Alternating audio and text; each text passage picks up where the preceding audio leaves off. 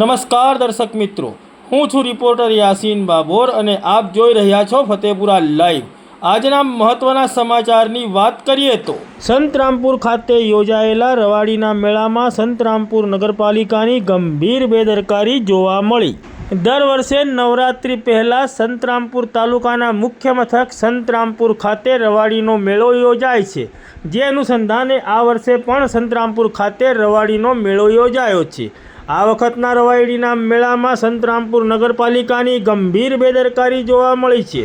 સંતરામપુર ખાતે પ્રતાપપુરા વિસ્તારમાં નગરપાલિકાના મેદાનમાં યોજાયેલા આ રવાડીના મેળામાં જીવના જોખમે નાગરિકો મનોરંજન મેળવી રહ્યા છે। દર્શક મિત્રો, આપ અહીં દ્રશ્યોમાં જોઈ શકો છો તે રીતે મેળાના ગ્રાઉન્ડમાં પાણી ભરાયેલું છે અને આ પાણીમાં જ જીવંત વીજ વાયરો લટકતા જોવા મળી રહ્યા છે અને અહીં નાના બાળકોથી લઈને તમામ લોકો માટેની વિવિધ રાઈડો લગાવવામાં આવેલી છે।